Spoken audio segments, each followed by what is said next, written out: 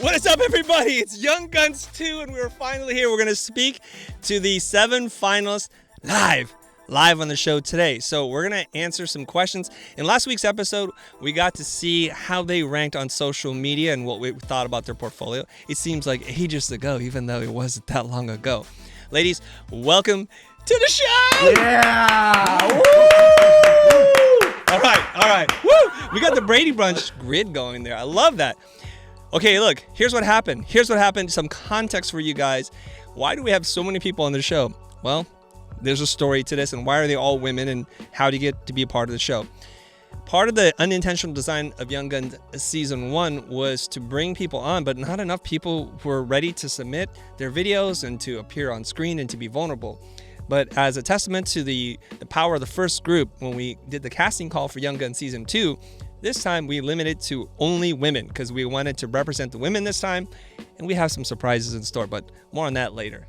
So then we got a bunch of really qualified people, and it made the decision really difficult for us. Initially, I only wanted to pick 5 women, thinking this is already too much. But, you know, the way things go, we saw at least 7 people who are super qualified that I'm very excited to be speaking to today and sharing their journey with you along the way. So you guys, this is Young Guns Season 2. All right, so let's waste no more time. Let's talk to our very first person, Ria Hardcastle, living in Mexico. Ria, you got a question for me? So my first question is, how do I know the limit of how much I can charge for my work? I know that each price is contextual. It has to do with the client and the project. But at the end of the day, I want to know, I know that there's a limit to the value I can bring to my clients. And I don't really know what that looks like in terms of pricing. A lot of things to unpack here. Why do you believe there to be a limit to how much you can charge and your worth? I want to ask you that first question. Why do you believe that to be true? I mean, I guess you just totally unveiled the fact that I have a limiting belief. So I don't really know where that belief comes from. I think I have a limited education. I didn't go to design school. All right. I actually found the Future, like your first episode, when I was about to graduate high school, and I started like watching all the videos that the Future released. So that, in addition to lynda.com, is essentially my design education, in addition to like client work. Okay, so let's attack that first thing. First of all, you just made me feel really old saying that our first videos when you were in high school. Oh my God, because we only did those videos like 4 years ago. Oh my God, thank you. Thank you very much for making me feel really ancient today, but that's all right. That's okay. Now, you're saying that because you didn't go to school and because you learned from the Future and from lynda.com, then maybe you're not worth as much as the people who go to a regular school. Maybe? Yeah. Okay, stop right there.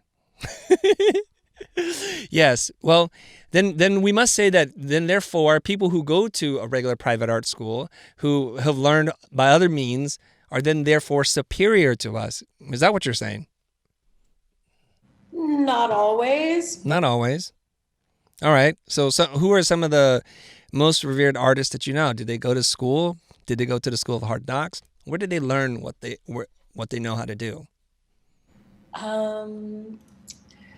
I mean, I follow a lot of the work that the Future highlights and your work, and I know a lot of you guys are like art center grads. Yes, some. Yes. And yeah, I don't know. I guess that is like a really limiting belief of mine.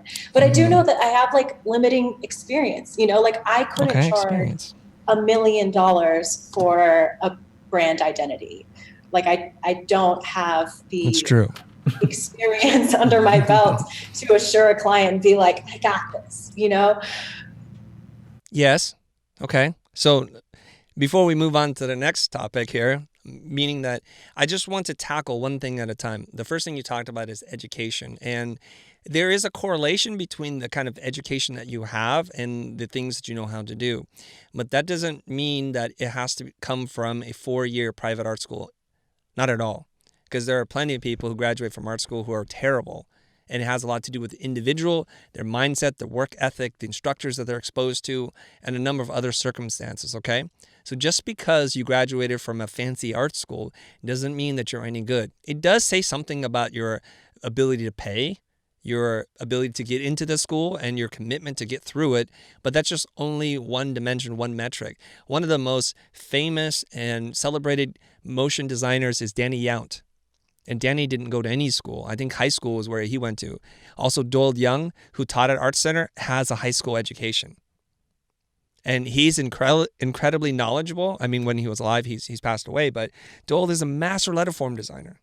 So how is that? So I think we put too much emphasis on institutional knowledge, and there's many ways to acquire that. And we would be hypocrites if we told you that that's the only way, because we produce this content and this channel specifically for people who don't have access to those kinds of things, so that they can potentially work in the creative field and feel fairly confident that they know what they're doing. All right, so you've studied, taken courses through lynda.com. That means you've acquired probably a lot of technical skill, probably not a lot of design philosophy or design fundamentals, right? Because they don't really teach that as far as I know. Excuse me. They don't teach that. So maybe you've read some books, you've practiced a bunch, maybe there's some Skillshare classes that you've taken, maybe you watched some of our videos, and you're practicing and learning kind of on the job. And that's a pretty fabulous way to learn. Another way that you might learn is to go and work for somebody. Maybe to do an internship or apprenticeship or whatever ship you want to sail on, just get on that boat, okay? So that's the education part. Let's just put that away now. So education has some correlation to the quality of the person or the quality of design work that you might do, but it's not the only metric. Let's just keep that in mind. I know it's hard to say or feel in that you're, well, it's easy for you to say because you went to one of those fancy art schools. But I'm telling you right now that if you put two portfolios in front of me, it's not always predictable as to what school they went to or if they even went to school. That you need to know. So just focus on the craft and learn what it is that you need to learn, and don't worry too much about the pedigree that you have. Next, experience. So you're relatively inexperienced. You're a young gun. That means you're under 24, 25 years old. So you have limited experience. Now, does that make you feel like people with more experience are worth more? Yes. And what makes you believe that to be true?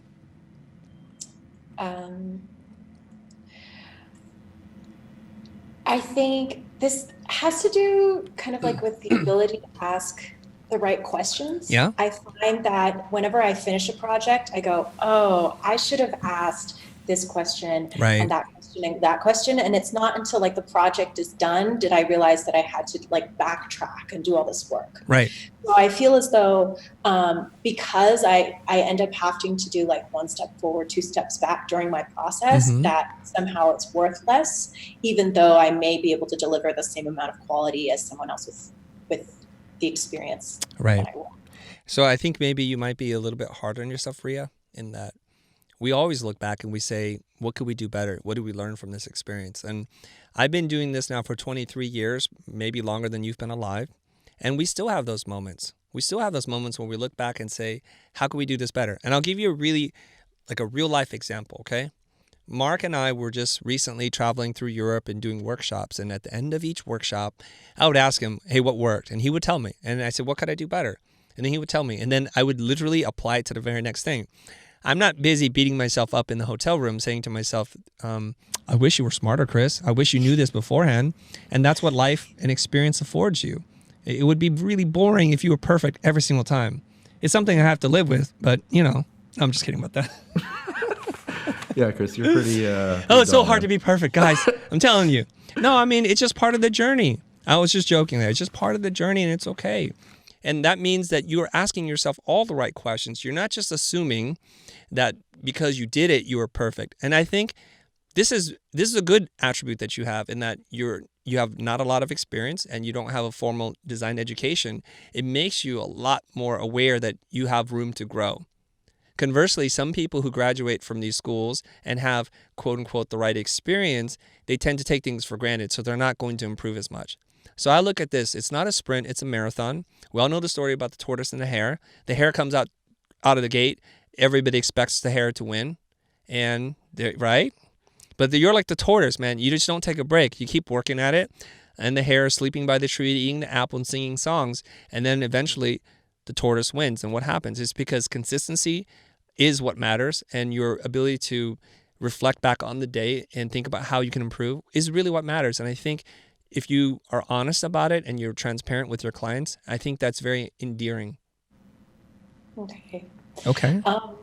So how do I take this and then understand how to price my work? Because I have a feeling that I tend to underprice because of the things I'm telling you about, my lack of education, my lack of experience. Okay.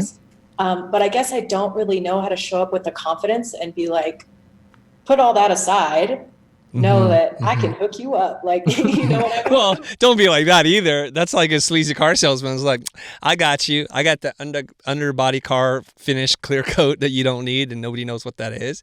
That's just all bogus. I don't mean it to be like that too. And pricing and finding value, you need to know this, that any transaction between you and a client is an exchange of value. So each person looks at it differently than the other person. And so what we're trying to do is find something that's good for both the client and for yourself. And that's going to range, and it's going to be a different thing for each client. Okay? So we need to just know that first. And somebody is coming to you with an emergency and they have a lot riding on whether or not this is going to work out or not.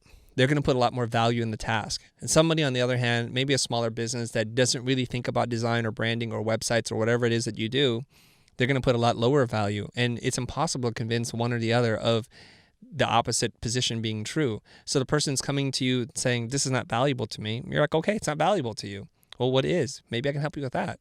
Because clearly you don't care about the logo or the menu design or the website that we're going to do for you. So what does matter to you? And if they say nothing, it's like, well, fantastic. Then you should spend nothing on this.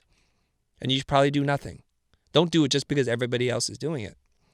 And then conversely, the person who's like, Ria, this is a really big, important project. The last company we hired screwed up. We don't want to have that kind of same situation happen. And then you lean into that. You can say, well, how did it go wrong? Tell me about it.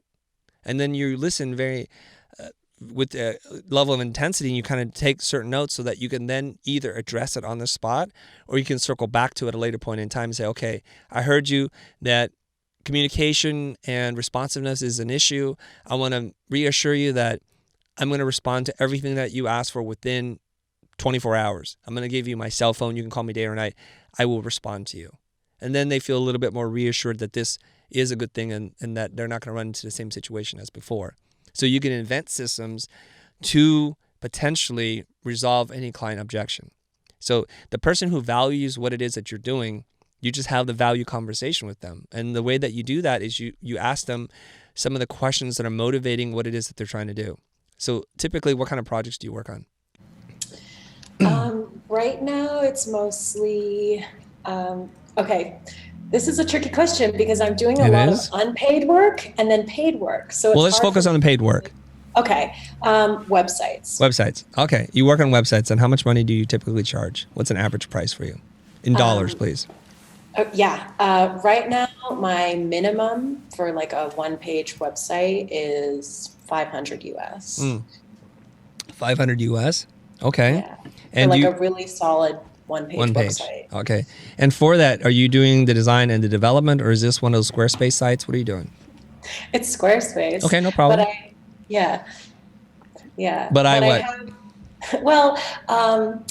I also kind of bring in brand strategy and work with clients on having a really solid about and kind of walking them through the value of each section as opposed to just being like, send me all your files and I'll throw it up there. You know what I mean? Yeah. With a lot of intention. I get it. So how is it that you've learned how to do strategy? I'm just curious. So I had a design class in high school, actually, with a teacher. His name is Glenn Rumbler. And he is a creative type, and he taught brand strategy in this class. And he essentially came in and was like, we're going to assign you to a company that you're going to intern for, and I'm going to teach you brand strategy. And so he walked us through core values and stylescapes. And oh wow, it was an awesome class. Dang. Okay. It was straight up understanding core and the written voice and essentially what you did for Ollie's, like watching that video was like the confirmation for me that Oh, that class wow. was like something in real life. Okay. You know what I mean? All right. So Ricky just flashed a 2-minute warning on the shot clock here, so I have to wrap this part up. So I want to answer your question, okay? If you're charging $500 a website, then the theory then is that the person has a $500 problem to solve, right? Because that's the idea. Otherwise, if they had a $10,000, what's that? That's the minimum. That's the minimum. But if they had a $10,000 problem to solve, would you be more excited to do that project? Yes, I don't know if I would be worthy of it though. I think that's my biggest. Whoa. Okay. Whoa. Okay. So here's the thing that you need to understand. You have a very specific lens in which you look at the world, right? And that it's your worldview. And it would be unfair for you to impose your sense of fairness, of beauty, and value to all people. Wouldn't you agree? Sure. Okay. And no, I guess you don't agree. But like when we're at an auction, you ever been to an auction or watched an auction before? Yeah. How is it that the same item can be sold and valued differently to each person in the room? What if the auctioneer just said it's $40? Well, that's not the way the auction works. The auction is the perfect place of an open market system where people can bid on it depending on how badly they want it. So when a person decides to pay you $10,000, it's about them, their sense of value, because maybe in their mind it's a $100,000 problem and spending 10 is a bargain. But then Rio walks in and says, well, that's a lot more than I usually charge, and I don't know if that's fair to you, and am I really worth it? You can't go in there like that. You could say, okay, $10,000, that seems fair. I'll submit a proposal, and we'll get going once you pay me half up front. And you just do the work to the best of your ability. Now, here's the really cool part of charging more. When you charge more, you can spend more time making it great. When you charge more, you can hire experts to collaborate with you. You can hire a writer, you can hire a strategist. And if you charge enough, you can hire me to help you. So if you think about it like that, well, I can hire the best people in the world, world-class talent, depending on how much you pay me. Right? So what you're doing is you're building the relationship, you're forming trust with the client, and you're listening to their needs and their wants, and then you can connect them to any person to make the work happen for you. And that's truly where you need to move towards, okay? Does that make sense? Okay. Yeah? Because, at the end of the day, if you think something looks beautiful, like you walk around, you're like if you're walking around with your girlfriends and you're saying, that man is handsome, and they're like, nuh-uh, girl, that one is. And then you guys can have an argument about it. But you can't say that you have the universal key to handsomeness or beauty or fairness or value. That doesn't make sense, right? So let the other person decide. Okay. And then just go with it. And don't sit there and question yourself anymore. Okay, Ria? Okay. Okay, I think we're out of time. Thank you. All right. What's your question for me? Hi, so my question is about communication. I've obviously watched a lot of Futur videos, and I've noticed that both you, Chris, and most of the team, you have this ability to be always 100% present and interested in everything the other person has to say, whether it's guest or a student or just an audience. And the question is, how are you able to care about so many people in one day and find connection with them? And is there a way to learn that, or is it fake it till you make it kind of thing? Good question. Well, I have to say I'm a very caring person. But when I'm talking to you, I assume the conversation is important. Otherwise, why am I talking to you? If it's not important, then I should just walk away, right? And here's the thing that I find that, especially for me, I don't have a lot of questions in my head and thoughts and other side conversations that are happening, except for the one that I'm in. And you'll see me sometimes when somebody asks me a question, I'll close my eyes because I want to shut off one of the senses that I don't need. Really, I just need to use my ears and to be quiet.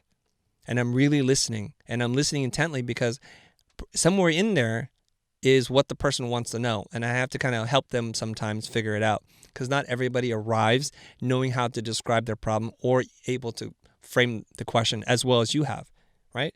So I want to be there. This is not a fake it or make it. This is really, are you genuinely interested in people? I think John Maxwell said to be an interesting person, you have to be interested in people. And I aspire to be very interesting. So that means I have to pay attention to what it is that you say.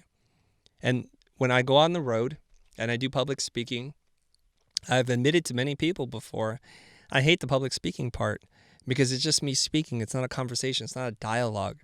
What I love is when we get into Q&A, when we have chance encounters in the hallway or when we do a meetup group, then I can really listen and say, what is it that you're struggling with? What is it that you want to know?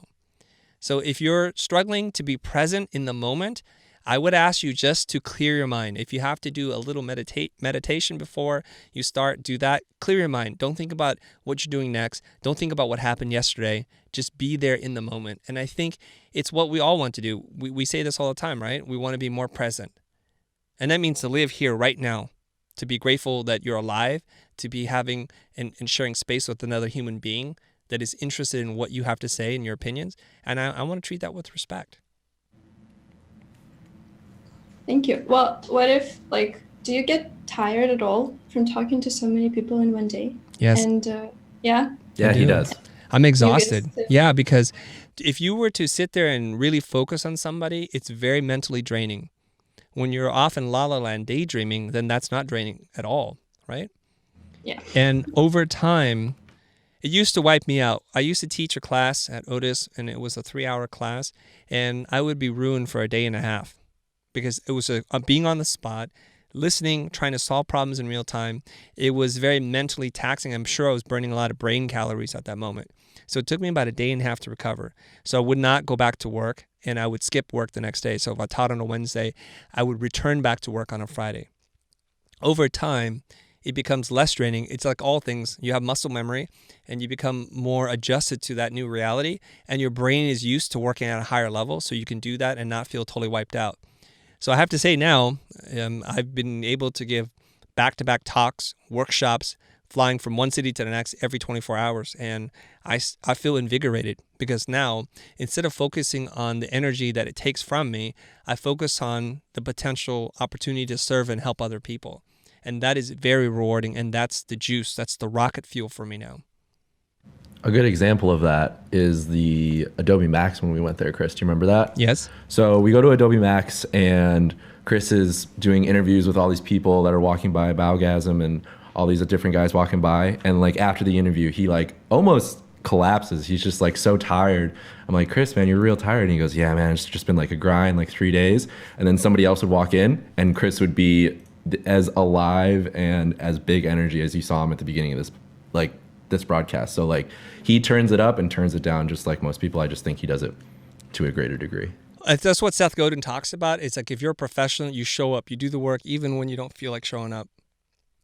So these are slightly different concepts. You're talking about listening and being present and then being a professional. So granted, Ricky's right. At the show, I was wiped out. I wasn't sleeping well. You're in a foreign bed and there's weird sounds, and I'm a very light sleeper, so I'm not sleeping well. And then somebody shows up like Orlando Arocena or Baugasm, Bastian, and we're going to hit the camera. And the world doesn't want to see me like, oh, hey guys, I'm really tired, and oh yeah, how's it going? Nobody wants to see that. So Ricky was a little startled when I turned it on because I have to bring the energy. And so when you bring the energy, it's even more consuming than just listening. When you're talking about active listening, that's draining because it's using a lot of your mental focus and power.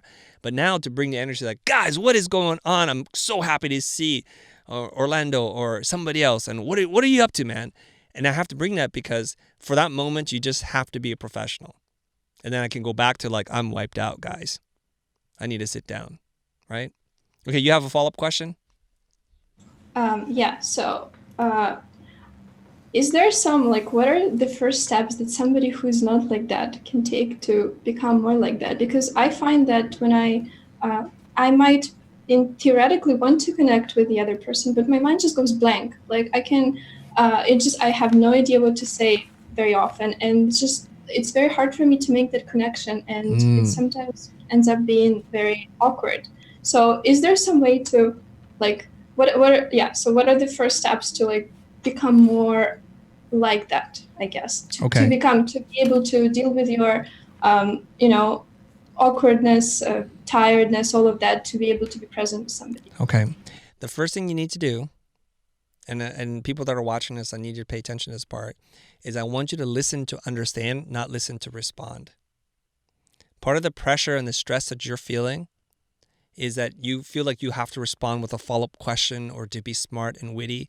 And I don't think you need to deal with any of that kind of stuff. So just listen to understand. What is it that's being said? And be totally okay in silence. So when somebody says something profound, don't feel like you have to relate to it with your own story or to draw a parallel or to show off how smart you are by demonstrating something else. Just like sit there and like, wow, that was profound, and just be okay. And being silent is something that we're not used to. We think that it's very uncomfortable and that people will think less of us. Like, oh my God, she's a really dumb person. I just said this thing and she's staring at me like she's got nothing to say. But actually, I found that in my life, the opposite to be true. So I'll share a little personal story with you, okay? Early on in my career, I was very self-conscious, and I was in an industry that I wasn't trained to be in. I studied graphic design, but I was doing motion graphics. I literally was sitting in a room of 20 people, a director, producer, executive producers, all kinds of very important, experienced people. I'm this young kid out of school working on a big car commercial campaign. And then they're asking questions. Everybody's engaging. And I only asked 1 or 2 questions because it's the only thing I could think of. And I was thinking, God, they're going to think I'm an idiot. I just asked, is this where you plan to put type? Because we want to make sure that you compose it in such a way that the background is not too light or too dark, therefore making it impossible for me to put type over. And they're like, oh, okay. And that's all I said. And afterwards, I remember one of the producers leaned over to me. It's like, Chris, I can tell you're a deep thinker. And the truth is, I'm not a deep thinker at all. I was just scared out of my mind. And then you notice that people talk too much. They're like, oh my God, what a know-it-all, what a blowhard. So don't worry about not being so sharp and quick with your wit and your questions. That'll come in time. And to really just focus on the person, just lean into the conversation. Like, wow, I really feel what you're saying. And I just want to process that. And if you can say that and be comfortable with that, then you'll be great. Okay? So listen to understand. Don't listen to respond. Be comfortable in the silence. And the last thing I want to tell you that you can practice is this. It's an exercise that my therapist had my wife and I do. And she said, basically, I just want you to sit there, be silent. One person speaks and the other person repeats verbatim, literally everything they say back in the same order. So when you learn that this is actually very difficult to do, to be like a human tape recorder. So what we say is when you're talking, when I've had enough, I have to raise my hand and say stop, right? Just like this, and you stop, and then I say back to you what you just said to me. You should try it and practice that. Because it means that you cannot focus on anything else. You have to focus on the person's word so much, so intensely that you have no time to think about other things. Practice that and see how many words or sentences you can get in before you say that's enough. And you'll start to develop this skill, the skill of listening and being present, okay? Yeah, thank you. So basically take off focus of yourself and put it on the other person, right? Okay. Okay. Well, thank you very much. Perfect. All right. Hi, Megan. Hey, Chris. What's your question for me? So I wanted to know if you would be willing to share about a time in your life that was really difficult, and how did you get back to being Chris and operating at like the level that you're used to operating at? Okay. We're going to go dark, Megan. I know. It's getting deep. It was very light. It was beautiful. I was basking in it. And you're like, hey, turn that thing off. Crawl into the darkness with me. There is this fascination with the darkness that people have. Now, I'm happy to tell you the dark moments in my life. Now, I can answer this question a number of ways. What way do I need to answer this that will be most helpful to you? Because do you want me to rewind the tape to like when I was 6, when I was 19, when I was 25? When I was, where do we want to rewind the tape? And what does it mean to being Chris? Like, what does it even mean? Preferably at a time where you like had things up and running. Like maybe you were just starting your business, or you were operating at the level, maybe not where you are now, but where you are being really productive, you feel on top of things, like you have some momentum going, and then something like stops your path. Okay. And then you have to go back to building up your momentum. Does that make sense? Yeah. Then see, that helps me out a lot now, because it's like, which of the dark stories do I tell you that I haven't told people before? So I'll tell you, in the history of our company, having run it for 23 years and learning on the job on how to be an entrepreneur, I've made lots of mistakes, hiring mistakes, firing mistakes, all kinds of things. I've made lots of mistakes. And part of the problem is our company moves along and then the economy doesn't always agree with us, or trends shift in design that I now realize I don't have the right team. One such moment was, I think it was in the early 2000s, and we're going through the dot-com burst. Before then, it was like a party. I'm not saying there was cocaine on the table, but it was like the movies, people popping champagne. It was bananas. There was so much money floating around. It was wonderful to be alive back then. The dot-com meltdown happens, and then all of a sudden these advertising budgets start to like shrink up really fast. All our clients are going out of business. And it's really weird because we would have this portfolio of work and I'm like, they're no longer in business. They're no longer in business. They're no longer in business. And it was a dark time. I remember having this conversation with my wife and she said, do you have the team that you need to take yourself into the future? And that question rocked me to my core because at this point in time, I had not been coached by anybody. And the idea of cutting my team, people who have agreed to show up every single day, and for me to agree to pay them on a payroll, I had to do an honest self-evaluation. Now, it wasn't so desperate that I had to let them go, but if I wanted to have a future, I needed to make a very hard decision. And if you ever watch submarine stories, they're always the same. The captain's incredible, great leader, and then something happens. The turbine, they get hit by a torpedo, something happens, and he or she has to decide in order to save the crew, they have to lock like 7 passengers in, and one of them could be a close friend. And without fail, the captain decides to lock them in, and then he has to deal with the potential mutiny of the other crew member. And I felt like that was a big decision I had to make. Was I going to take the whole ship down, or do I need to let a few of the crew member go so that the rest of the team can sail forward with me? And that's never a good position to be in as a boss. And ultimately, I decided I have to let 3 or 4 people go. And it hurt me. It took me a week and a half to think about how I want to say this and to phrase it. I wasn't sleeping well. I was just constantly haunted by the script that I had in my mind about how I'm going to tell these people. Some of them took it really well. Some of them took it really personally, and they had a great outburst of emotion, like in not a good way. And that hurt. And then I had to take days off of work. I didn't want to come back to work. But ultimately, after the stinging pain, you can rebuild. And we did rebuild, and we built a much stronger team. And sadly, I want to tell you, this is not the first or last time I've had to do this. So in the history of this company, I've had to go through and say, we're going through more changes. In order for us to survive, I have to let some people go. So this is a cautionary tale for lots of people, for entrepreneurs and for employees. Let me tell you the cautionary tale for an employee. Never assume you have lifetime job security, because the minute you start to think that is the minute you're going to be let go. Always be evolving, growing, and changing with the company. Push the boundaries, push the limits, and try to lead and not follow in that way. That's how you can guarantee job security. Don't just show up to work, because that's not going to keep you there, okay? Because things change. Even if you're a great, loyal, like hardworking, efficient employee, there are factors much greater than that that can impact you. Go ahead, you were going to say something. I just want to pull you back in just a little bit. Okay. So I guess my question is more you personally, like when you had to take the week off to recover from letting people go, like emotionally, how did you get back to like feeling better and like get back up to speed, I guess?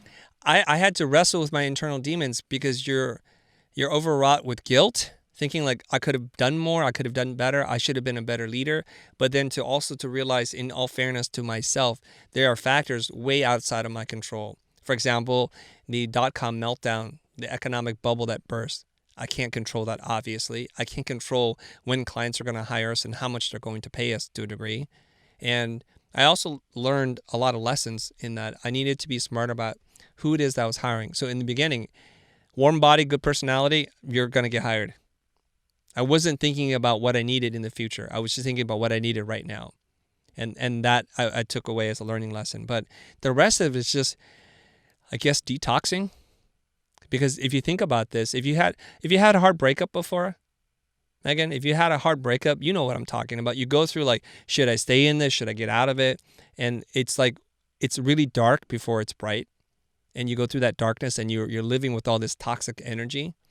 And once you let it go, then you feel free. And I didn't have this advice back then, but this is what I would tell myself today, is that it's very self-centered and egotistical to think that a person's life is in your control, in your hands. And that's what I was thinking about. It's like, if I let this person go, what would they do for money? Where would they go? I don't know. I'm going to ruin their future. And that supposes a lot of power that I don't have and influence that I don't have. to realize that each person owes me something and I owe them that, and we're professionals towards each other, but this is not a marriage. They're not my children. This is not forever. And it's okay, and this happens all the time. And luckily, the data has backed this up, because each and every single one of those people who I let go have gone on to do much better things, to get a lot more money, and to get great acclaim. So think about it. It's like if you have that mindset that every single person is a marriage and it's forever, that can weigh really heavily on your mind. And that wasn't a healthy way to think about it, right? So whatever you do for meditation, if it's about exercising or being around people that really love and care about you, and just taking good mental health care of taking good care of your mental health, then that's what you do. So it took a few days to get over, and I'm okay. And then you're excited about the future. Is that okay? Yeah, that was great. Ricky's flashing some signs at me, so it means we need to wrap up pretty soon. You got one more question? Okay. Well, I was going to kind of piggyback off of that, because you said that was at a time when you didn't have a coach. Right. So when did you decide to invest in a coach? I think it was when we had a couple of good months, or we had a really profitable year. And the first thing I did was, like, I told my wife, this year I want to get coaching. I want to hire a CPA. I want to change our whole systems. I want to hire a financial advisor. And so that year we spent a lot of money, but I think I know that I got a lot more back from that than I ever paid out. Each person that I hired really helped us to take us to the next level. So I encourage people, don't look for help when you're desperate, because then you're making desperate decisions. Look for help when you're successful. And that's how successful companies continue to be successful. Spend the money while you have it, okay? And that's a good insurance against going obsolete. Is that okay? Perfect. Yeah, that's Fantastic. super helpful. All right. Thank you. Good talking to you. All right. Okay. Maitreyi? Okay. So my question is about social media. And the thing is that I get most of my leads from social media, and a lot of my clients see my Behance and Instagram. So my question is that, should I represent myself as a specialist or a generalist when it comes to uploading to these platforms? Okay.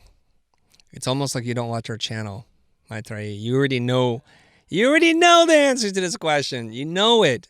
All experts specialize. So I think you already know this in your heart, but there's this desire of a creative being.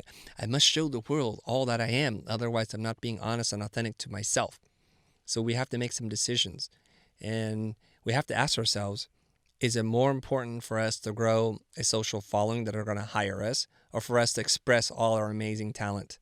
And if we had to choose one or the other, which would you choose? So this is where I'm confused. Yeah. Well, I'm going to ask you to pick. I mean, some people like to show everything they do: photos, illustrations, 3D, 2D modeling, graphic design, branding, messaging, web dev. And then some people just show one thing over and over again, and they have massive social followings, and they're getting successful because of that. So when you ask me this question, there is some internal conflict you must be feeling, because the answer is pretty self-evident, right? Yeah. So tell me where the conflict comes from. I think I'm confused. The thing is that I'm having all these projects from logos and brandings and illustrations. So this is where the confusion starts. So I'm doing all these three, but why should I just post logos perhaps, or just illustrations if I can post all these three, right? Yeah, so here's the thing that you want to take into consideration. The data tells you a lot. It's your intuition, it's your gut that's messing you up right now. And I would say for a lot of things, the data is pretty good on this. People are calling you for work based on logo branding, and that's what you're getting leads on, right? Actually, all three now. People are actually now approaching me for illustration work too. Okay, so why don't we do that's why I'm this? confused. Why don't we do this? Look back on 2018, create a category and say illustration, create a category called logo and branding, create another category for as many categories as you have. And then figure out, how do we want to measure this? Number of clients, that's one way.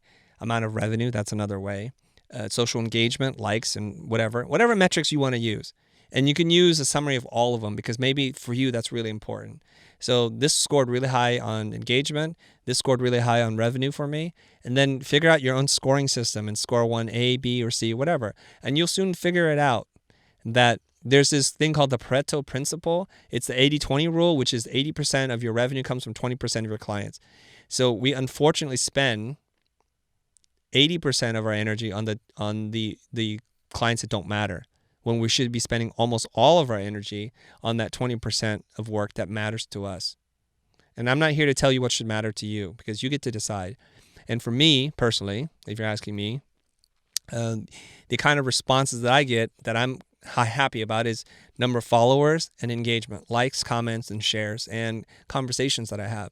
And it's very clear to me, if I post something and people don't respond, I'll give it a couple of shots. And if they don't respond, they're telling me quite clearly, Chris, please, we don't want that from you. We want this other thing.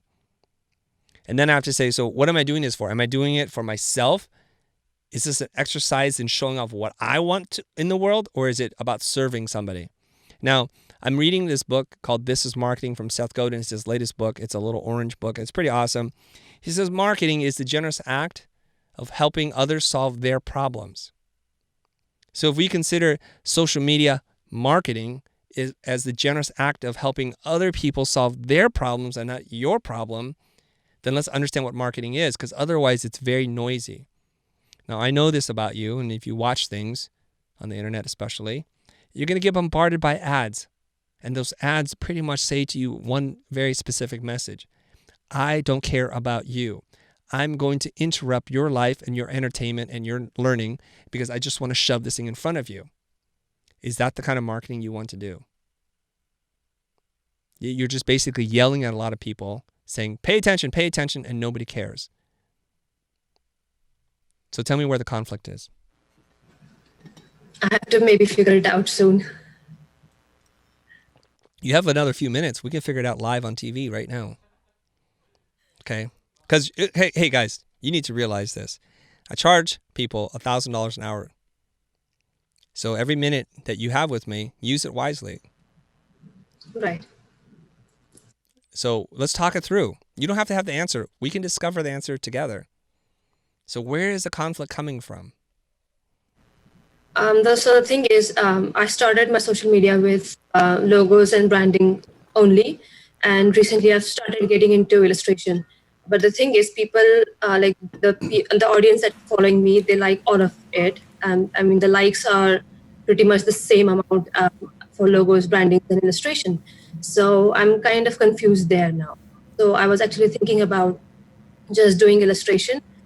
But people are actually. What makes you happy? If everything is equal, if logos and illustration are equally important in terms of engagement and the dollar amounts are all the same, what makes you more happy or happier? I think illustration. Okay, then you have your answer. Yeah. I think most people arrive to the show or to see me in person, they already have the answer. For some reason, they haven't said it out loud, or they just need somebody to shine the light on the possible paths that they can take. If you love illustration, if you're getting work from it and you're getting the kind of engagement and growth that you want to get from it, there's really no question to me as what you should be doing. Like, I like making videos now. I like writing decks and researching and putting information together to share with people. Luckily, people like the same thing. So when somebody wants me to do something else that doesn't give me the same kind of joy and fulfillment, it's a very easy decision for me to make. Maybe because you're young, maybe there's some insecurity. Maybe that's what it is. Like, Chris, am I doing the right kind of thing? And I think if you listen to your heart and you're present and you show up consistently, it won't betray you. Follow your heart. Well, I Can you do that?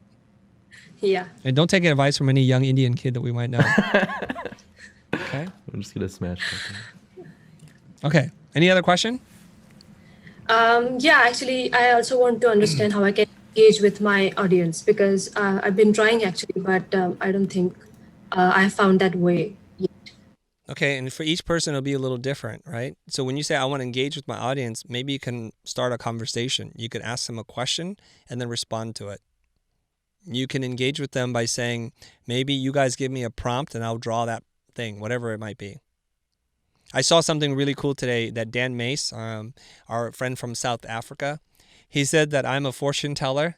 Show me a picture of your shoes and I will tell you your fortune.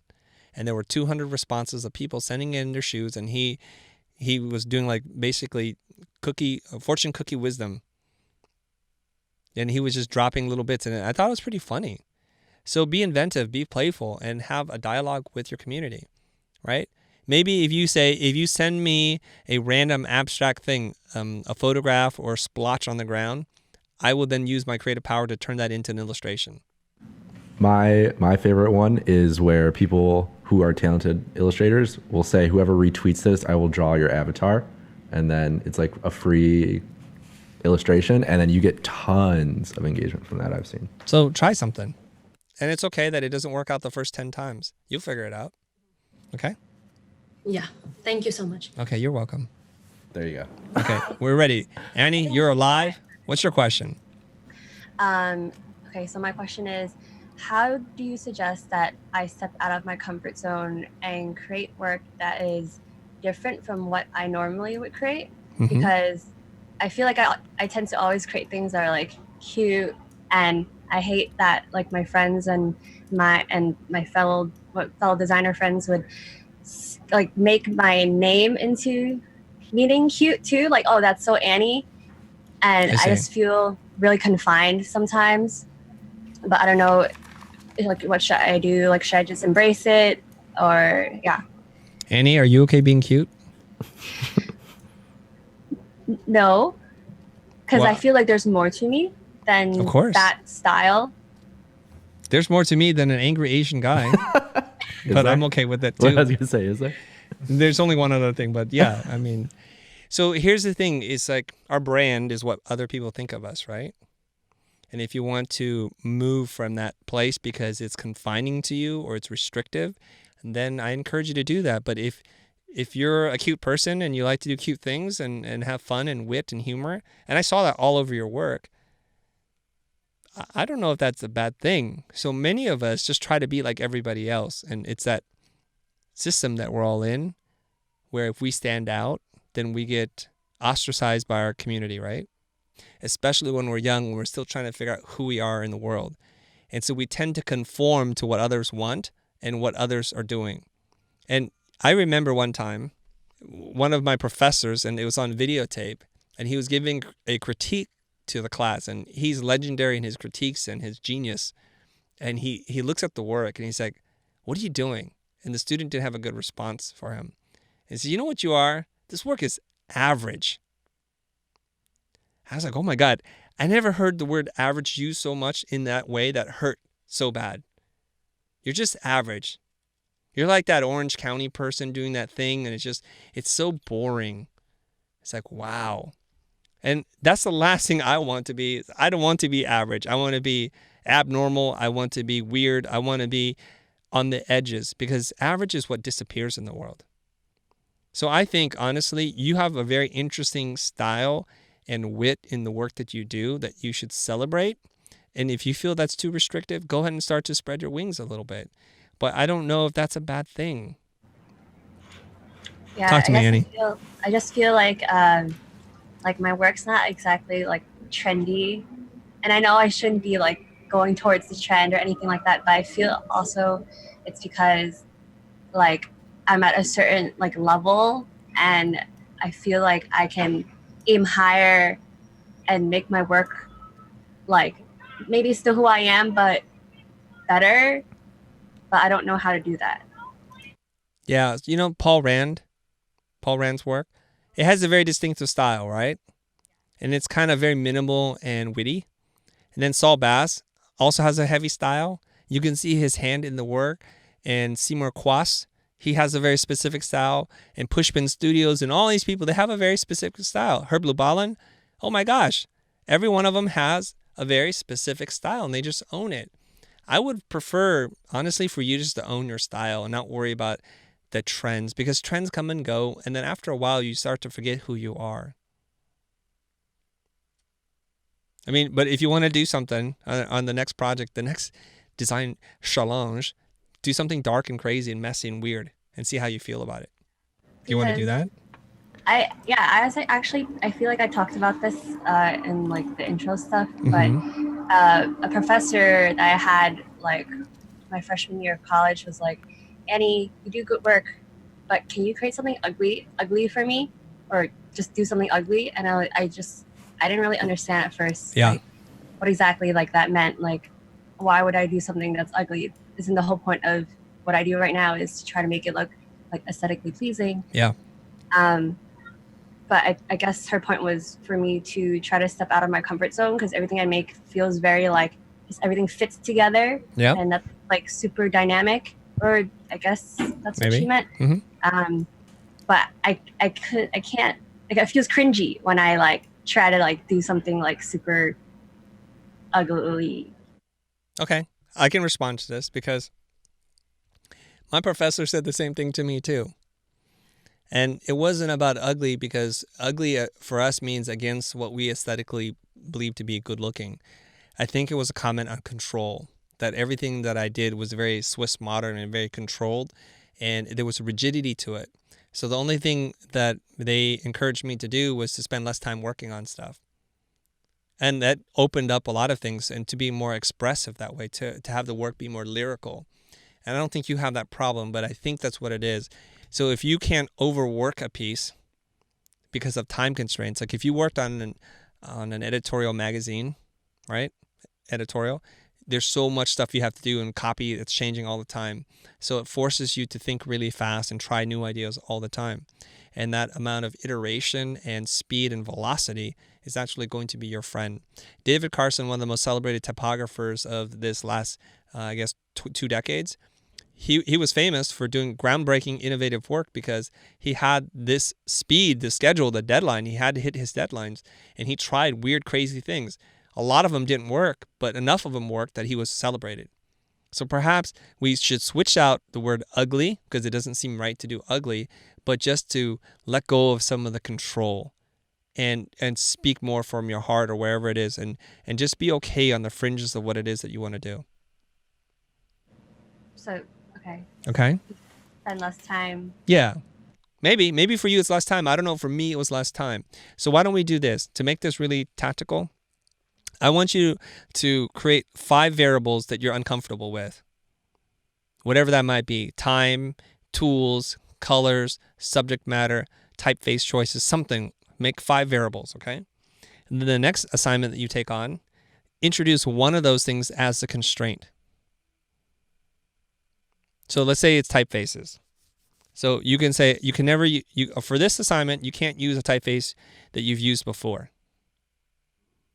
Just one variable and switch it out. It's not about reinventing you to become a whole new person, but seeing like, hey, you've always liked spaghetti, but maybe you'll like pizza today, or you'll like chow mein or something different, or Szechuan pork. I don't know. I'm just letting you know if that's a thing. You know what I mean? So you can try something different. Just introduce one new variable so you don't feel like you're betraying your true, authentic self. Now, I happen to think it's important for you to have a clearly defined point of view in the world, to have this worldview that's uniquely you, and forget about trying to be like everybody else, because those spots are already taken, okay? And there's one last thing that you can do, one last tip, okay? I've given this assignment to my students before, and anybody that's watching this, if you want to try to expand your design repertoire, what you should do is look at a piece of design that you love and just copy it as an exercise. Just try to rebuild that design as closely as possible without using any of those elements. You will learn so much from doing that. And you'll start to learn a new visual vocabulary, and you'll stretch your creative wings a little bit. So like replicate it. Like it's a master copy as closely as you can. And I've given this assignment to my students before, and they've come back with mind-blowing results. They learn all kinds of new tools and techniques and rendering process, and it's amazing. Sometimes I can't tell the difference between the master and the copy, that I mistakenly referred to one or the other. That's how good they are. Okay? Pick something that excites you. Say, I'd like to do that style, and just do a master copy and see what happens. Good? Okay. Anything else?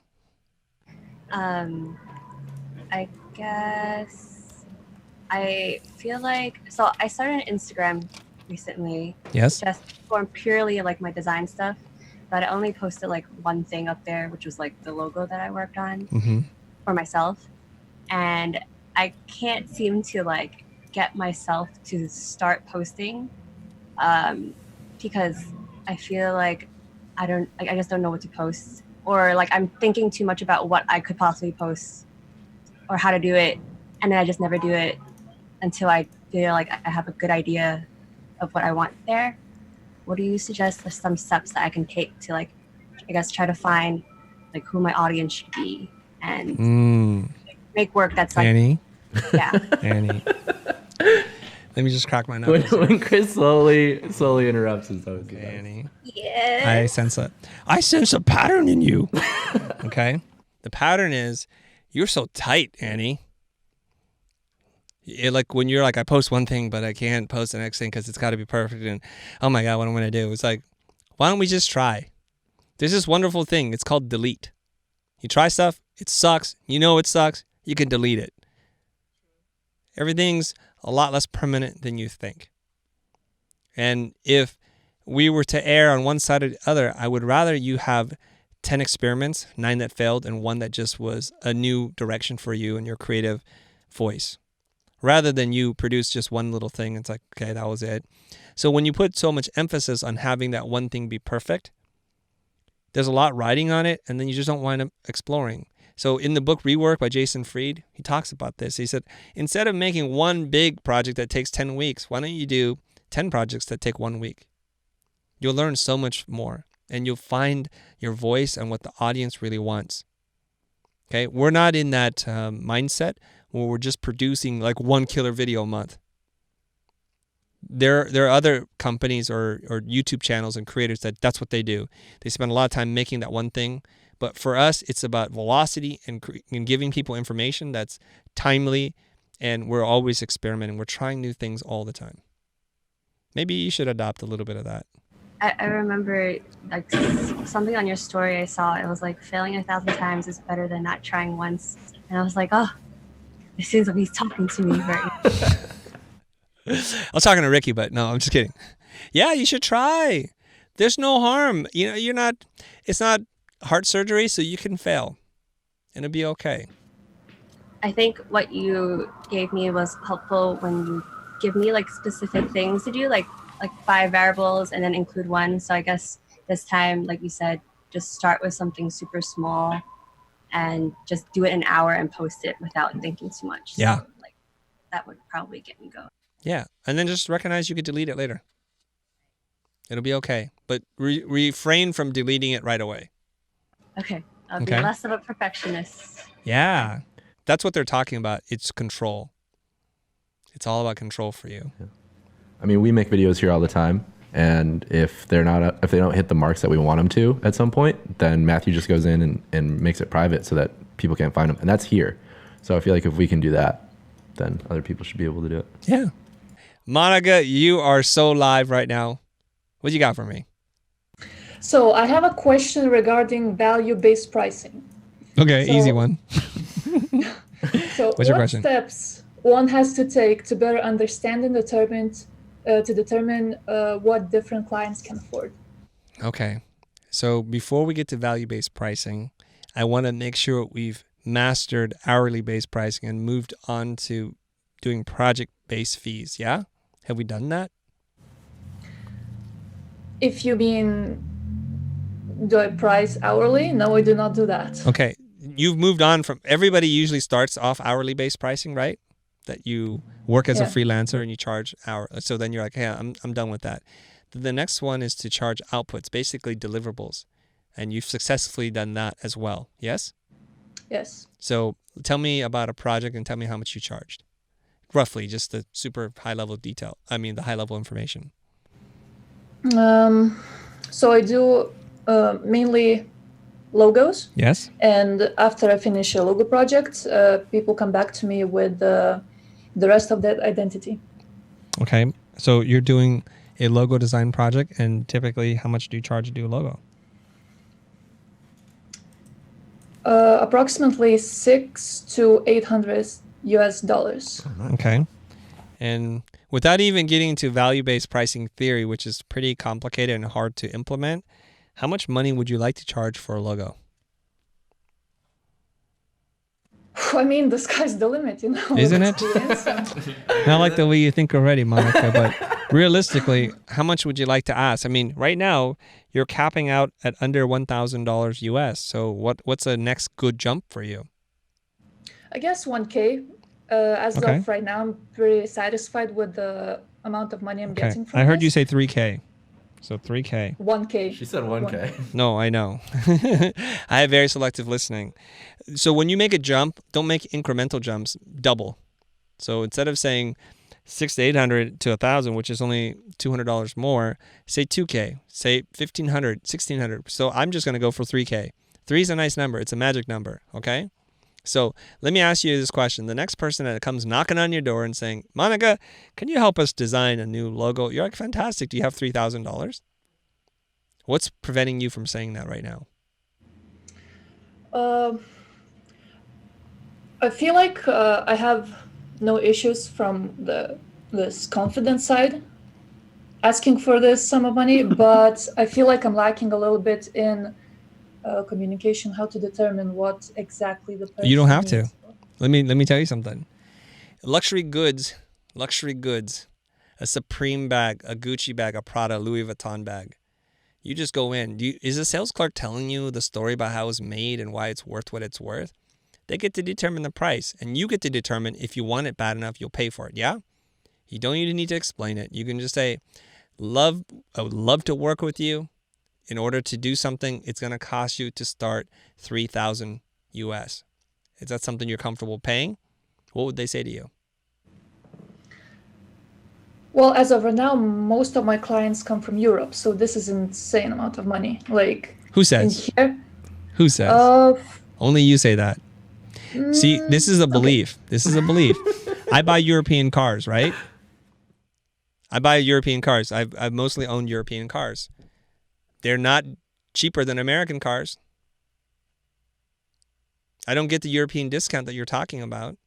I buy European branded luxury goods. Also, they do not give me a discount.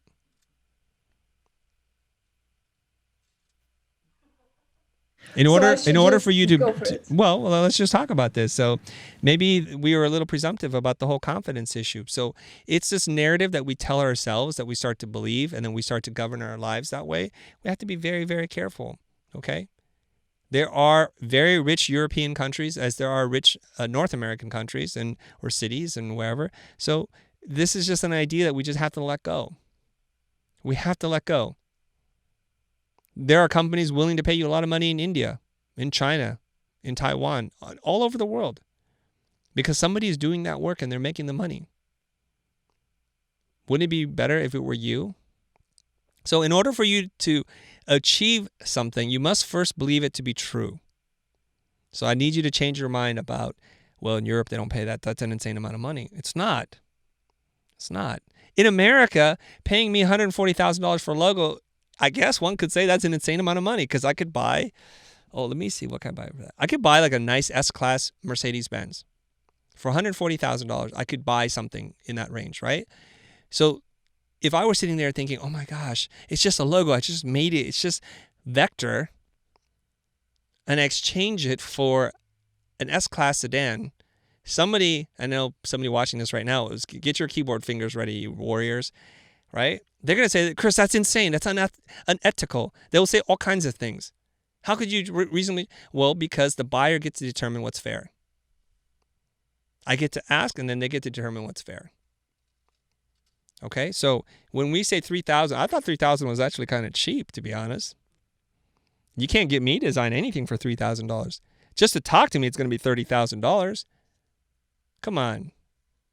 So let's not even worry about value-based pricing. I think it's time, ladies and germs. I didn't know it was going to happen, but it's going to happen right now. Let's do a little role play. You ready? It's just going to happen. They've been waiting for this moment. Here we go. In the corner, hailing from, where are you from again? Lithuania. I'm from Kaunas. Hailing from where? Kaunas, Lithuania. Okay. Hailing from Lithuania, Monica clocking in at whatever, 23 years old and however tall you are. And then here I am in America, in sunny Santa Monica, California, all right, clocking in at 5'8", 140 pounds. Let's do battle. Where's my bell? I don't have a ding ding there. No, That's the wrong bell. That's the wrong bell. We don't have a ding ding. Okay. Anyways, let's do it. Yeah, let's do it. Okay. Now, do you want to be the client or do you want to be the artist? I'll let you pick.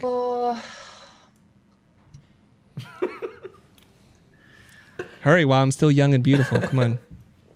Okay, I'll be the client. You be the client. Okay, you get to be the client. All right. So we're gonna talk about a logo, right? Yes. Okay, you ready? Okay. Do you want me to initiate the conversation, or then we're just talking over the phone or video conferencing? Okay. Do you want me to initiate, or you want to initiate? You go. Okay. Hey, Monica, it's lovely to talk to you. I'm thankful that you're reaching out, and I understand you have a logo design assignment. Is that true? Yes, Chris. I'm looking for a logo for a company. Yes. Fantastic. We sell healthy products. Mm-hmm. I like healthy products. In European countries, basically. Okay, lovely. And can I ask you a question? Why do you feel like you need a logo right now? What's wrong with your old logo? Well, the last logo that we have right now was made in 1999. Ooh, wow. It's lasted a long time. It has. Yeah. Yes. Okay, and go on. So you designed it in 1999, and it's been 19, 20 years now? Yes, and we no longer like it. It no longer fits the purpose, what we use it for. Okay, it's that too happens. wide to put on the Right. products. Mm-hmm. And overall, it just doesn't look 2019-ish. Okay. So I guess you feel like you've outgrown the logo, and there's some practical issues with the application of the logo today, right? Yes. Okay. Yep. And do you think you need to, why don't you just wait another 5-10 years to change it? Why do you think you need to do it right now? Well, I mean, everyone's doing logo redesigns right now. Like Slack, we also use Slack, so Yes. we got an idea too. I see. So they did it, and that gave you some encouragement. Let's do it. Now's a good time. Yes. Okay. And well, the last question I have for you is, I know you have many options to pick from, probably some you've talked to before calling me today and some that you'll talk to after, but why would you want to hire somebody like me? Because I'm going to charge you probably at least $3,000 to design your logo for you. And I know that you can find less expensive options. Why would you want to pay me that amount of money? I will determine if I want to pay that amount of money on the questions that you ask during this interview. How well you are gonna know our company, if you're willing to listen. And of course, as you said, we always have cheaper options. It's really not a problem, Right. So let's get into it then. What will you use to decide who you work with? You said depending on how I ask questions and if I listen, how do I demonstrate that to you on this call? Well, I feel like good questions. Mm-hmm. I'll see when I hear one. I'll know when I hear one. Okay. Well, a lot of clients do come to me and say to me they need a logo, and this is what I do. But more often than not, I'm not so convinced that they actually need a logo. With you, and like with all my clients, I want to make sure that there's a real need, that there's a problem for us to solve. So from what you told me thus far, there is a real problem. You've outgrown it, and it's hard to apply to many things, right? Yes. Okay, so I've kind of checked that off in my mental list here in terms of, I think this might be something you want to do. Do you think you would want to pay me $3,000 to design your logo? Well, I mean, I watch a couple of your videos on YouTube, Mm-hmm. and I feel like you could be the one that would be okay to represent our company. I would like to be the one. And I'm glad you watched our videos. So is there anything else that's concerning you about moving forward with working with me? Could you tell me more about the process? Here's typically how I work, and I'm glad you asked this question. Once you send me a check, a 50% deposit, I'll get going. You and I will sit around and we'll talk about the brand attributes that you feel are most important in describing the look and feel of your brand and your logo. I'll need to understand your long-term vision, the 5 to 10 year goals that we make some that can last at least 5 to 10 years. And after we determine what the look and feel might look like, I'll go away and I'll do a little research and I'll put a couple like logos together for you of companies that fit the mold of what you're looking for. So we're narrowing the playing field down a little bit. And that way, I'm not going to surprise you with any kind of design. And I don't want to go too deep. In this way, we're very non-committal. So if it turns out you like something a little bit more sleek and modern or something that's more handcrafted, we're going to know this right away. And once you select something and you feel confident about it, I'll go away and I'll craft a custom logo design based on the things that we discussed. After which, once you approve it, then we'll have at least 2 opportunities to do some revisions. Once you approve all that stuff, I will deliver this to you in all the formats that you need for social media, for your letterhead or stationery, for packaging and all that kind of stuff.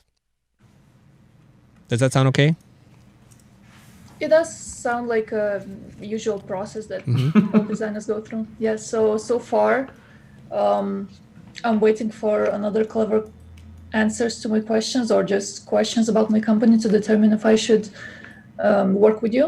Yeah. So another problem that I have, as I was saying before, our logo is really, really long. So what we do right now, we just kind of shrink it a little bit and put it on our product. So you know how big of a problem that is. So I approached another designer who I supposed would charge less. And we really don't like what he did for us. And I would expect more from you. Okay. So do you think you could deliver? I think so. I have no idea what the other person did and why it didn't work for you, but I would like to look at some of the most challenging applications of your logo. And if we can design it to work as an icon for iPhone and for a bunch of different applications and test it against these things, we'll know pretty quickly. And I've already heard that that's one of your biggest concerns, that it doesn't scale well, and that's a sign of a poorly designed logo. So perhaps one of the things that we need to consider is maybe coming up with some kind of symbol or mark like Starbucks or Apple, where we can reduce it down so we can use it with and without it sometimes, so that those two things are associated. Now, you said in the very beginning, you're kind of admiring the work for Slack, and their system is very flexible, and I would imagine we would need to do something like that. Yes, and Chris, one more thing. Since I spent a lot of time with another designer, we have to finish this in 1 week. So when can you show me sketches? Well, we would start as soon as you send me a check for 50%. 1 week isn't a lot of time to do something. And I would like to ask you, what is motivating this deadline? Is it more important for you to hit this deadline? Because sometimes I find that they're artificial deadlines, as opposed to getting it right and making sure everybody's comfortable with the process. We already have packages finished and ready to print, or printed and ready to pack and sell. So we just need a logo for it. Okay. Well, I can design a logo in an hour. Getting you to agree to that's the logo that's going to work for you, and testing it and looking at it in a couple different angles and doing the proper research, that's the part that takes time. So yeah, I can do it in that time, but really it's a question of how fast can you approve things and how clear you are in your mind in what you want to do. Is that okay? Well, yes. Okay. Yes. Do you feel like I've answered your question satisfactorily? As a client, yes. As a designer, those are the questions I was asked, and I'm very satisfied with the result I got. Okay. So see, I don't have to justify my price. good job, guys. Yeah. Well done. Yeah. So, the interesting thing is, it must be tough to sell a logo in Lithuania, because I've sold logos, I've sold many things. The dialogue never plays out like that. So it's very interesting to hear you say that. So if those are the kinds of questions that you're facing, then okay, I can see some challenges, but usually I position myself so that we're not even having this kind of dialogue, right? We're talking much higher level. So maybe over time, maybe through the course of this series, I'll help you to position yourself in such a way that you don't even have to have these kinds of conversations anymore. I haven't sold a logo in Lithuania. Where do you sell it? I'm not working in this market. I'm working on the internet. Basically, the majority of my clients are American. They reach out through Behance? Through Instagram, actually. Through Instagram. And, You're doing Dribble, it right. Dribble as well. Okay, fantastic. So a friend of mine who owns Farm Design, he gets a lot of unqualified leads, and most of them are just wrong for him. And that's one of those things where you put the good work out there and everybody thinks it can afford you. And so at some point you have to position yourself so that people are scared to call you because they know it's going to cost a lot of money. And cost a lot of money is relative to each person, right? Because to some people, $1 million is cheap. And for some, $100 logo is expensive. So it's just all relative. Okay. All right. Very good, Monica. I think, are we good? We are good. We are good. You don't even need to learn about value-based pricing. All you need to do is learn about changing your prices and sticking to it. And one of the things that I practice there is what we've talked about on our show before, which is what Jonathan Stark does, which is why this, why now, and why me, because I'm going to be more expensive than everybody else. And then they could determine if it's a good fit or not. Okay? All right, let's move on. Last but not least is Tosin. Okay, so my first question is about finding leads. Mm-hmm. So it's kind of similar about like value-based pricing, because I find that a lot of the clients I work for can't afford how much I'd like to get paid. So I thought about it, and I feel like what I kind of need is new clients, because most of my projects come from like referrals and people with similar budgets as previous projects, right? Mm-hmm. So I'm just wondering how, without any previous connections, do I find leads that can pay more? What market are you working in? Canada? Yeah. Okay. So we know this. Birds of a feather flock together. So the leads that you get through referrals are going to tend to be very similar. So if they're not good, we got to start changing that, okay? But that's not always true. So what happens is this.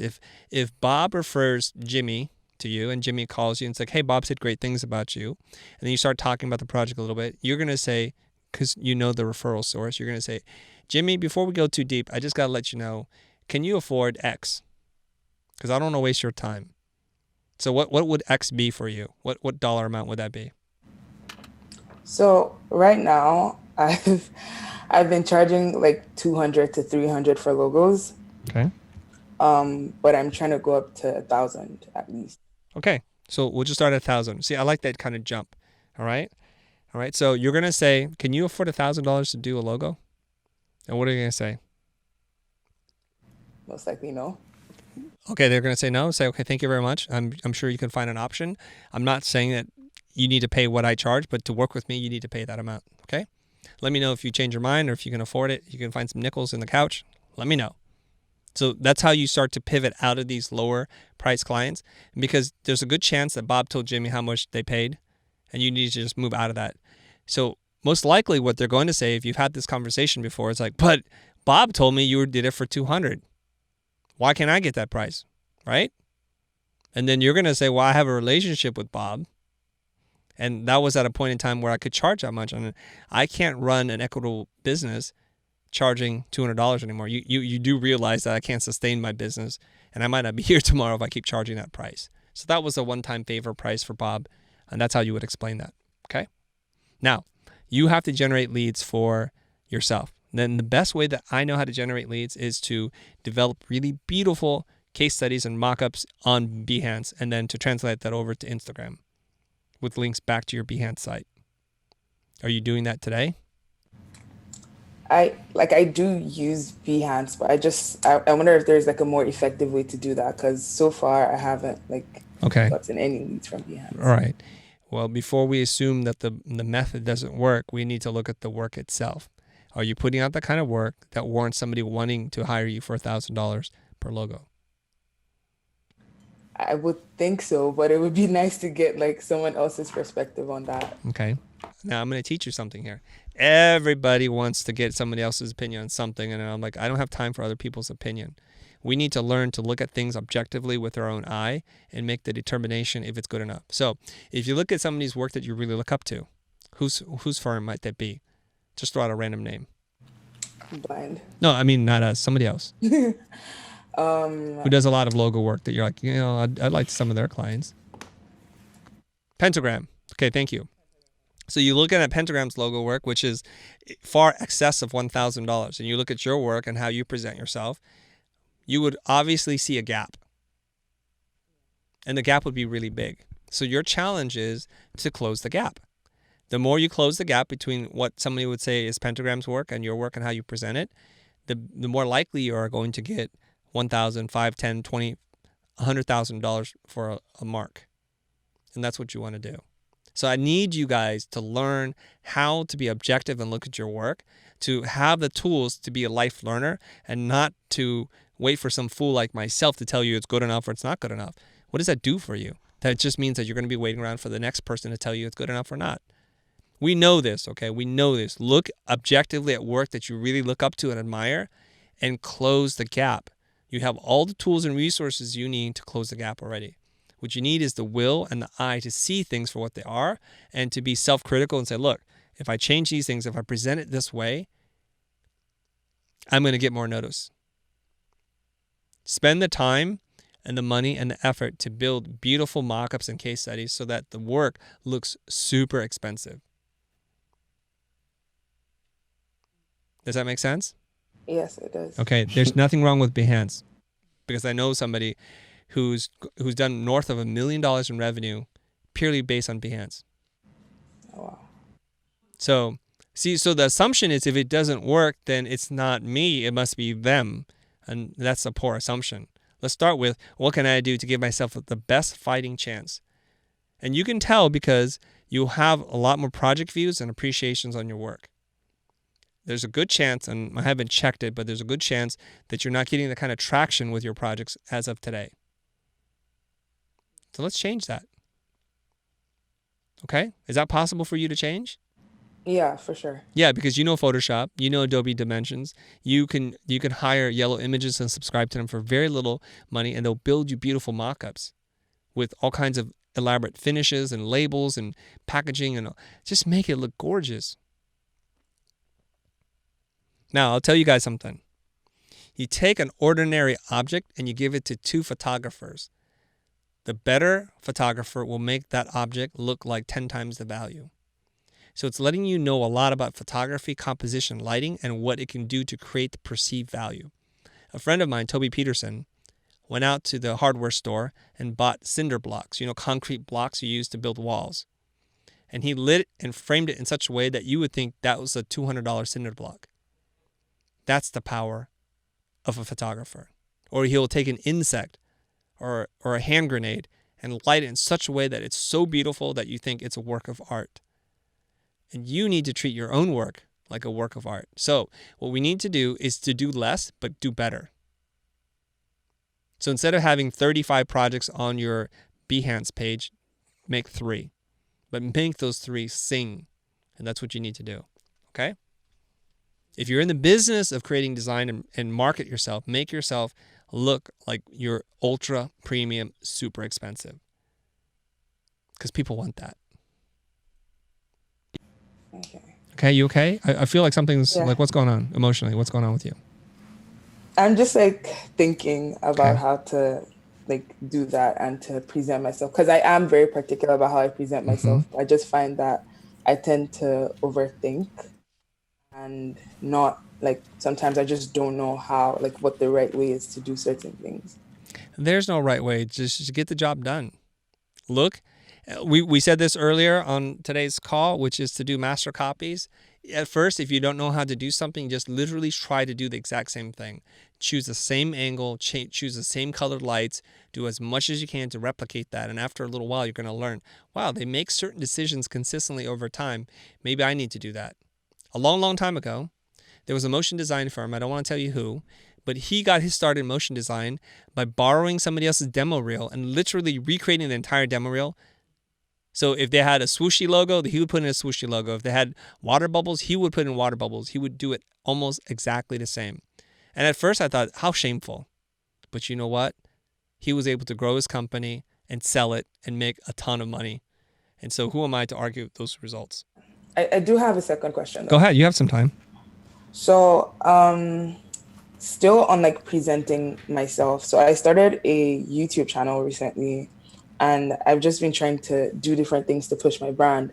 And so far, what I find works is people tend to connect to my personality, but then I'm kind of struggling with balancing my personality and still being professional, or still presenting myself high end.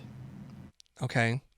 All right. So this is a very different kind of question. When it comes to YouTube, YouTube loves personalities more so than they do education. And when you say professional, I don't even know what that means, because you can see that on the show, I act goofy, I say funny, silly things, but I don't think that has any impact on whether or not I'm perceived as professional. It hasn't hurt me at all.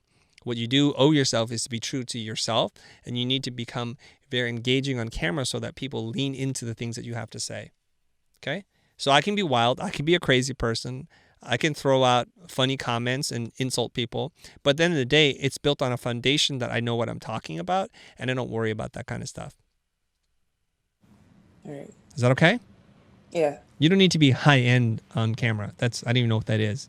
I mean, I want my lighting to be high end, but I don't need to be high end. Fair Okay, enough. so have high end audio, have high end lighting and production value, but be you. Let the beast out, because otherwise you'll be really, really boring. Okay. Anything else? Ricky just flashed a sign to me saying that we need to wrap up this part. Is there anything else you want to ask? Nope, I'm good. Okay, well, fantastic. Let's go back to the grid view. Ladies, I think I have a few minutes left here before I have to run. I have about 2 or 3 minutes. Are there any parting thoughts from you at all? Anything that you guys want to say or ask or anything? Right now, I'm at a point in my life where I feel like I have to choose what I want to specialize in. And I know that because of watching all your videos that I should.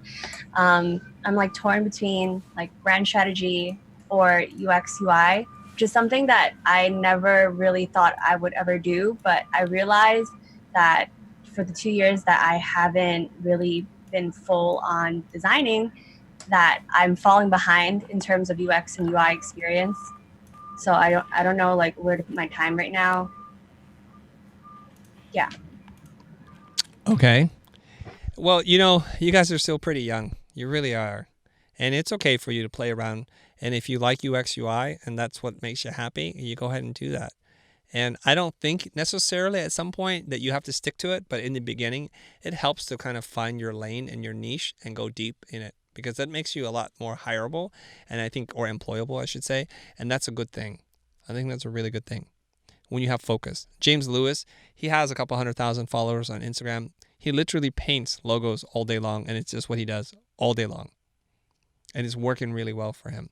When you talk about strategy, that's at the top of the pyramid. And that's a good place to arrive, but maybe not at the beginning. So we're going to work towards that goal, and we can dabble in a couple different things, but the face that you put out into the world, perhaps you pick your lane, okay? So if you enjoy doing brand and branding strategy more, then do that. Don't worry about trying to be all things to all people. I talked to somebody yesterday that was coaching, and he's a really smart guy. He can learn coding. He knows game theory. He could illustrate. He taught himself typography and logo design. So every time he gets a project, he feels like he's compelled to do all the parts and pieces. And I told him, look, you cannot tell me honestly and objectively that you're the best at all these things. And at some point, you need to let go of the things that you don't love so much so that you can focus on the things that you're really good at and that makes you unique. So Annie, I would suggest that you start there. What makes you a unique human being that fills you with happiness and passion? I would follow that path, because everything else is an illusion. So right now, on the spot, are you a UX UI person, or do you want to do branding? I think it's branding, but I lean towards UX UI because I enjoyed that too when I had a class, but I never fully went into it. And I feel like I would enjoy that too. I enjoy lots of things. I really do. I enjoy lots of things, but I got to stay focused. Otherwise, I'm just spreading. You know what it is? Back when we were poor, when we came to this country, it's like we didn't have a lot. So sometimes you have just a little bit of peanut butter to spread on some toast, right? So you could dig into the peanut butter and try to make 4 sandwiches, and they all taste like bread with a little pasty thing. Or you can just have one really good sandwich, half a sandwich even. You got to think about that. That's you. You're the peanut butter in that jar, and there's not a lot of you to spread around. How many things do you want to spread yourself onto? Because it's going to dilute your power. Now, maybe you're an insane person. Maybe you like to work 60, 80 hours a week. Maybe that's you, and you can burn the candle at both ends. Maybe that's you, and you can do it. I know that it takes a toll on your body and your mind and your spirit. I would not encourage you to do that. Find your lane, spread it on one patch of whatever it is that you want to claim, and just go really deep, okay? I like that. There you go. A jar of peanut butter. You're an almost empty jar of peanut butter. You're not even a full jar, okay? Okay. Yeah, you can only make so much. So focus on that. Okay, I'm going to wrap it up, you guys. Hey, everybody, thank you for very much, especially the young guns, for participating in this. And I hope to see you guys grow and blossom as a creative human being in the spirits that you are. There are some surprises and some twists and turns in this road, but I'm so happy to see you, and I don't even know what else to say. I'm super excited, and I just want to thank everybody for making it all the way to the end of the show, you guys. So go ahead, And reward yourself by hitting like, making a comment, and subscribing to the channel. And don't forget to hit the bell. You guys, I will see you next time. Remember, you're not defined by your past. The future is what you make it. Now Ria's throwing the gang signs up. She's like, all good now. Before, I didn't know she had hands. So we're all good now. Okay, it was lovely seeing you guys. I will see you on the flip side. Bye. Bye. Hey everybody, what's up and welcome to episode 4 of season 2 of Young Guns. This is the Packaging Design Challenge.